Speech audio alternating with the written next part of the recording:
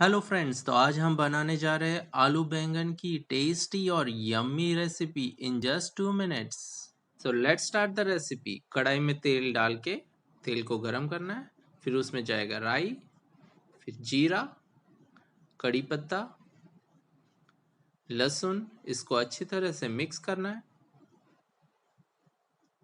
फिर हल्दी, थोड़ी सी हींग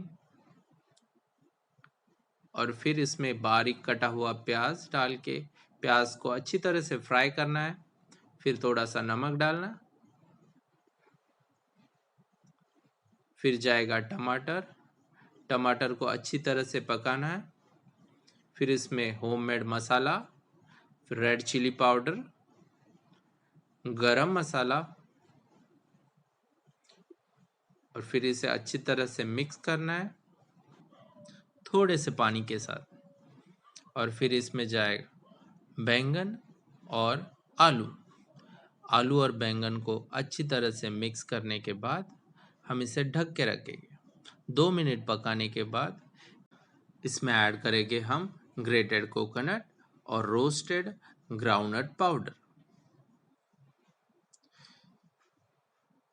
फिर इसे अच्छी तरह से मिक्स करने के बाद हम इसे ढक कर रखते हैं। 2 मिनट के बाद इसमें धनिया और फिर अच्छी तरह से मिक्स करने के बाद हम इसमें पानी ऐड करते हैं।